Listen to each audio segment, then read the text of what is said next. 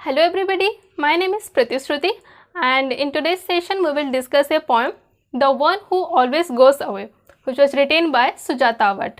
Okay तो before starting मैं बता दूं कि रिगार्डिंग दिस पोएम इसका कुछ डेफिनेट डेफिनेशन नहीं है, अलग अलग लोग अलग अलग तरीके से इंटरप्रेट कर सकते हैं. Okay so as to me I will try to make you understand fully. So watch till end and hope you like it and understand also. So without wasting much time पहले poem देख लेते हैं, right. Okay so in the first paragraph Sujata Bhatt, she's saying that I am the one who always goes away.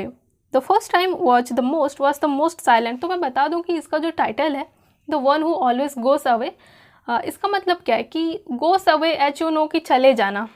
ठीक है, तो मैं भी Sujata but एक ट्रैवलर की बात कर रही है, एक ट्रैवलर को इंडिकेट कर रही है जो कि हमेशा चला जाता है, कहीं पर भी स्टेबल नहीं रहता है, right. The first time was the most silent. I did not speak, did not answer. Those who stood waving with the soft noise of saris flapping in the wind. Okay. And in the first paragraph वो अपने first time की बात कर रही है जब वो first time अपने घर से दूर जा रहे हैं. ठीक है, होता है ना कि हम भी अगर फर्स्ट टाइम अपने फैमिली से, अपने नियर वन से, डियर वन से दूर जाते हैं तो एक इमोशनल फील करते हैं. ठीक है, बहुत डीपली फील करते हैं. And during that time we unable to speak anything और unable to answer anybody, right. तो कुछ ऐसा ही सिचुएशन है यहाँ पर. आई कोई भी हो सकता है. आई जो है यहाँ पर प्रोटेगोनिस्ट, ऐसा तो नहीं कि सुजाता बट ही है, ऐसा नहीं है. हम भी होता है ना कि कभी कभार जब पोएम लिखते हैं तो आई लिखते हैं, बट ये आई कौन है that is not a matter. तो आप प्रोटैगनिस्ट बोलना. तो यहाँ पर भी जो प्रोटैगनिस्ट है वो भी जब फर्स्ट टाइम अपने फैमिली से दूर जा रहे हैं तो वो भी बहुत ही इमोशनल फील कर रहे हैं, डीप फील कर रहे हैं. And it was the most silent moment. He was unable to answer anyone, okay, और unable to speak anything. Okay, and maybe उनको छोड़ने के लिए कुछ वुमेन्स भी आए थे. ओके, आज के यहाँ पर बोला है they are saris well flapping in the wind. Okay, and they were waving their hand and giving all the best wishes to him. Okay, next second paragraph. To help the journey, coconuts were flung from Juhu beach into the Arabian Sea. But I saw beggars jump in after those coconuts. A good catch for dinner. And in the end, who gets the true luck from the sacrificed coconuts? Okay. Next तो कहाँ जहाँ पहुँचते हैं, that is to your Juhu beach. Okay, जहाँ पर की your Arabian sea is there and you know that is in your Mumbai. तो next पहुँचते हैं जुहू बीच, जहाँ पर क्या है, कोकोनट्स ट्री. देखना आप बीच में, सी बीच में जो कोकोनट्स ट्री होते हैं दैट इज़ मेनली वो सी के तरफ ही बेंड होते हैं. उनका मुंह जो होता है वो मेनली सी के तरफ ही झुका हुआ होता है. ठीक है, तो जुहू बीच में भी जो कोकोनट्स ट्री हैं वो सी के तरफ ही बेंड हुए हैं एंड ट्री में जो कोकोनट्स हैं वो झूल रहे हैं. ठीक है, and but I saw beggars jump in after those coconuts. And sea beach में जो बेगर्स होते हैं, बेगर्स हैं, भूखे रहते हैं. ठीक है, तो जब कोकोनट्स गिरता है सी में then the beggars they jump into the sea to catch those coconuts. Okay, क्योंकि वो भूखे रहते हैं, उनके खाने के लिए वो कोकोनट्स लेने जाते हैं, right, for a good catch for dinner, उनके डिनर के लिए, पेट भरने के लिए.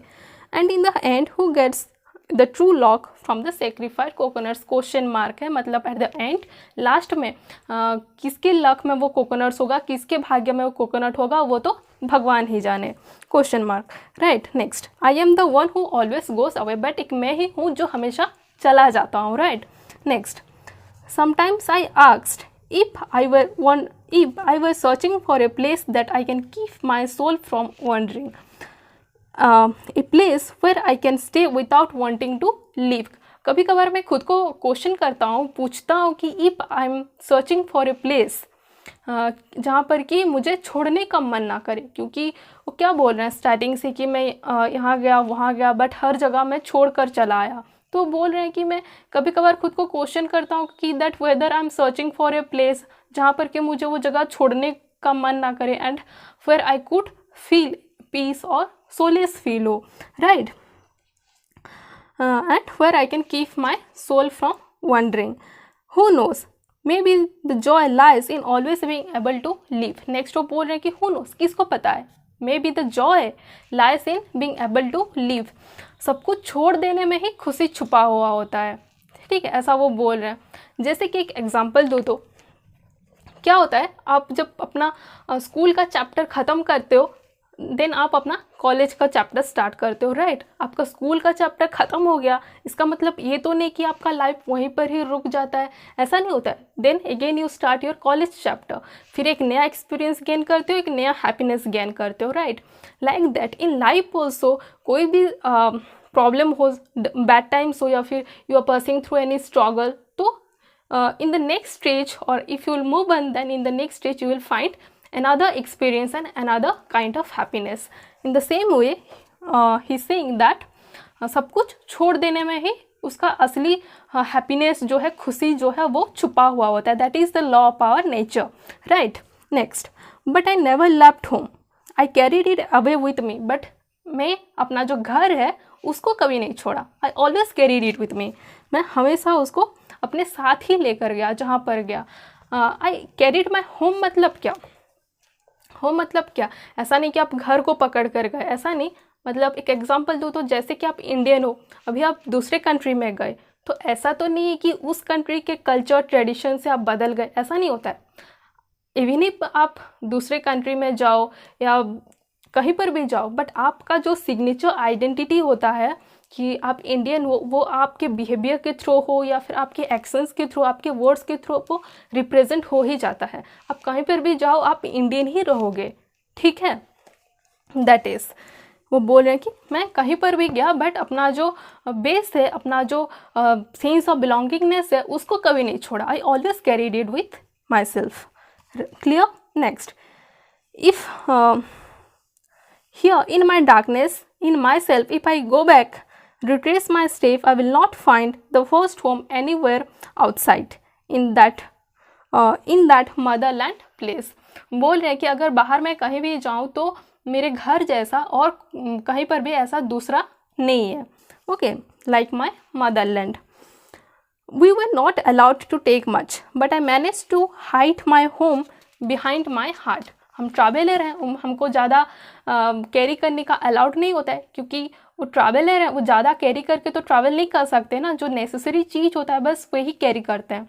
तो बोल रहे हैं कि आज के में परमिशन नहीं होता है, still I have manage to hide my home behind my heart, but मेरा जो घर है मैं हमेशा उसको अपने साथ लेकर ही जाता हूँ, and where that is behind my heart, right. Next, look at the deserted beach, now it's ducks, no sun to turn the waves gold, no moon to catch the waves in silver mist.